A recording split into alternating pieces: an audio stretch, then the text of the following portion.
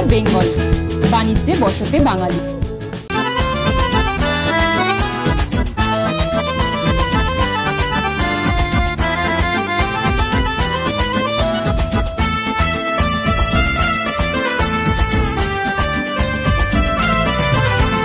নদীর বুকে উঠছে যে ঢেউ, বাঁচাবে না বিপক্ষ দলের কেউ।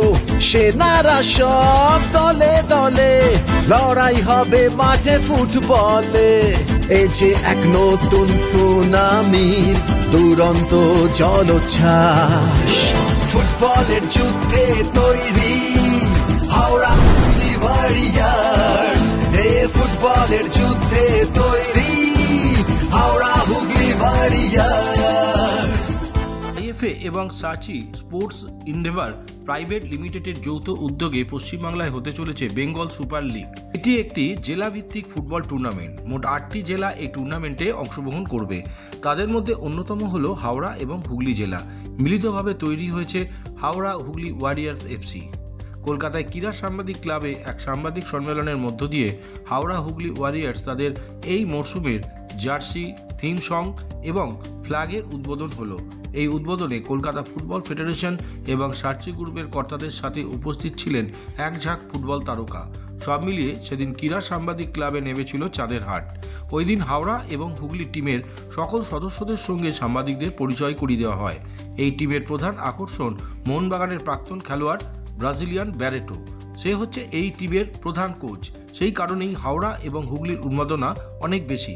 ওই দিন ব্যারেটো বলেন, আমি মোহনবাগানের সাথে থাকলেও আমি সকল ইস্টবেঙ্গল সমর্থককে অনুরোধ করছি হাওড়া এবং হুগলির জন্য, তাদের নিজের জেলার জন্য তারা আমাদের সঙ্গে আসুক। অনুষ্ঠান শেষে এক সাংবাদিক সম্মেলনের পর সংগঠনের কর্তারা জানালেন, প্রেস মিট করেছি যেখানে বিএসএল যে একটা টুর্নামেন্ট হচ্ছে, আইএফএ অথবা সাচি স্পোর্টসের একটা জয়েন্ট কোলাবোরেশন, সেখানে আমাদের একটা টিম আছে হাওড়া হুগলি ওয়ারিয়র্স এফসি। তো সেই টিমেরই আজকে একটা অফিসিয়াল প্রেস মিট করে আমরা আমাদের যতজন যুক্ত আছে, যে আমাদের মেন প্রেসিডেন্ট অভিভাবক রাজীব ব্যানার্জি, তাকে নিয়ে আমি as a general secretary, vice president Subrata Mukherjee, এবার অন্যান্য কর্মকর্তারা যারা ছিল সবাইকে একটা ইন্ট্রোডিউস করা হলো। তাছাড়া আমাদের হেড কোচ ব্যারেটো, বাদ বাকি অন্যান্য টিম প্লেয়ার্স যতজন আছে, 25 জনের স্কোয়াড, ফরেন প্লেয়ার, সবাইকে নিয়ে একটা আমাদের করা হলো। আর আমাদের আজকে একটা ব্রোশার লঞ্চ হয়েছে, একটা ভিডিও প্রোমো লঞ্চ হয়েছে, থিম সং লঞ্চ হয়েছে। তো এই উদ্যোগটা নিয়ে আমরা আগামী 16ই ডিসেম্বর থেকে আমাদের ম্যাচ শুরু হচ্ছে হাওড়া হুগলি ওয়ারিয়র্সের শৈলেন মান্না স্টেডিয়ামে। তো সেখানে আমরা মাঠে নামবো।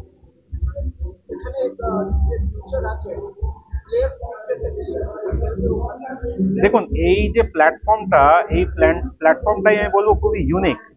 কারণ গ্রাস রুটের প্লেয়ার যারা হয়তো একদম লোয়ার মিডিল ক্লাস বা মানে গ্রামের দিকে থাকে, তারা হয়তো সুযোগ পায় না যে বড় বড় ক্লাবে বা অন্যান্য ক্লাবে পয়সা দিয়ে ফুটবল শেখে বা প্র্যাকটিস করে বা অন্য বড় প্ল্যাটফর্মে ওইখানে পারফর্ম করতে পারে।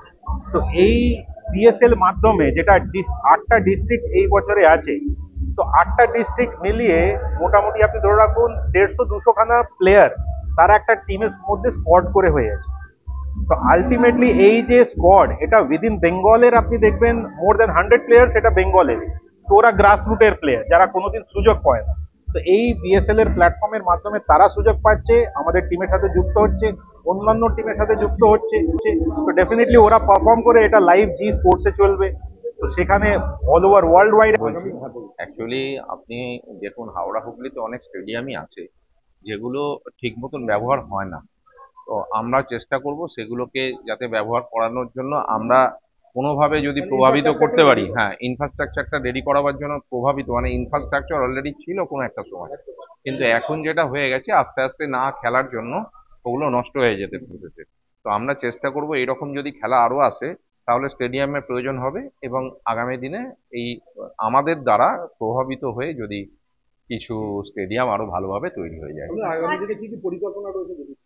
পরিকল্পনা মানে আমরা এই টিমটাকে প্রথম তো এখানে চ্যাম্পিয়ন করতে চাই, তারপরে আমরা নানান যে সমস্ত আদার্স যে সমস্ত টুর্নামেন্টগুলো হয় সেগুলোয় যেতে চাই, এবং এছাড়াও আমরা চাইছি যে সবটা হয়তো এক্ষুনি আমরা বলছি না, অনেক বেশি বলা হয়ে যাবে প্রথম বছর। তো আমরা আগে একটু মানে আমাদের নিজেদের ইনফ্রাস্ট্রাকচারটাকে আরেকটু বড় করে তৈরি করব। ঠিক আছে। পাইনিয়র বেঙ্গল থেকে গৌতম মুখার্জির রিপোর্ট, কলকাতা।